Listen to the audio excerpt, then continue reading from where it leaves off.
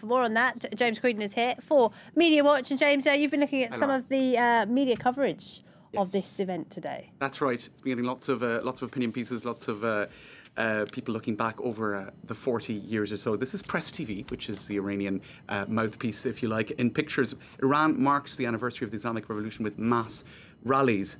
Now, if you look at other coverage, it's not exactly a celebration. Nothing to celebrate about Iran's revolution. This is the Emirates-based, the Arab Weekly. I suppose you could say that, you know, a lot of countries in the Middle East aren't exactly that free either. Rather than realising utopian dreams, the revolution and its aftermath have created a dystopian nightmare, is the take on things there. And in the Washington Post here, there's quite an interesting piece by Jason Rezaian, and he said that... He, of course, spent a lot of time in jail in Iran. That's right, that's right. And indeed, I think there were 4 journalists arrested recently in Iran, so it's hardly a situation where there's a free press or very far from that. And he says that the country is going through an identity crisis of its own making, and the further it gets from the revolutionary moment of 1979, the more it sounds like an old man repeating the same stories to adult children who have grown impatient. In other words, Iranians themselves don't really buy into the dream anymore, not really, and in particular, young people. Because it wasn't their revolution, was it? It was their parents' revolution. That's it. And they are online. A lot of them are using proxies or using VPNs and whatever. So they know the way things are working outside of this particular cultural space. Absolutely. And they are very tech savvy. Yes. A lot of them use Instagram, and they still use Instagram, but the authorities are kind of hovering around that and think that they might shut it down, right? Essentially, in January, the National Cyberspace Council approved steps towards blocking the service. Now, for now, Twitter and Instagram are already blocked, but a lot of people use VPNs to get around that. But the Iranian president actually is against those moves. There is a bit of a conflict. He's against the crackdown on social media. He's against the crackdown, and he has spoken out against it. He said, I think on the 22nd of January, that the filtering and censorship of social media have not been effective. We cannot cut off the impact of modern technology in people's lives. And he added that resistance against new technology and new developments is an outdated approach, but actually it could still go ahead. And that is actually quite a pity, in particular for everybody in Iranian society, but apparently a lot of women who cannot work outside the home once they get married. Generally speaking, culturally, they don't.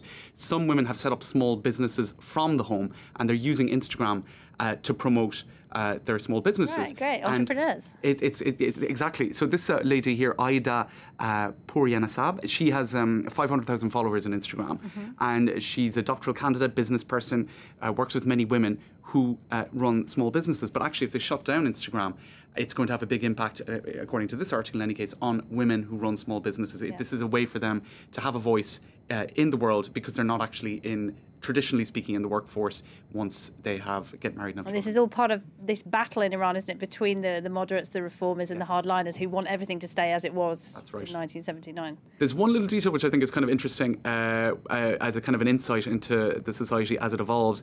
Well, first of all, there's Everyday Iran. This is, again, how Instagram is being used to sort of show the country in a different light. And because people, can post images in a way that is freer than on other platforms which are restricted. But actually, you still could be tracked down if you're a woman posting images of yourself wearing without the veil, for example. Well, we remember the YouTube fiasco when people were dancing, filming themselves dancing, and people actually were arrested and went to jail. Right. And YouTube, you can't even access it unless you have a VPN. Going. Now, this is odd. Rich Kids of Tehran, you've got Rich Kids of Instagram generally, and this is it was set up in 2014. It shows Children of the elite. Exactly. It shows that the so-called 1% in Tehran, I suppose the 1% everywhere are pretty unaffected. Looks a bit like you, that one in the camel coat. Gosh, I don't know. We'll scroll down. Maybe a relative. I was definitely not in Tehran posing with Rich Kids of Tehran. But in any case, it shows, I suppose, that despite the restrictions in place, you have the same kind of dynamics in Iran as you've elsewhere, people fighting back against bling-bling behaviour on social media. And young people are young people, wherever they are. They want to take pictures of themselves and put it online. That is a bit of a universal theme, isn't it? Freedom to be an idiot as well, if you want. Absolutely. All right, James, thank you very much indeed. James Creedon there with Media Watch. We're going to take a short break. Don't go away.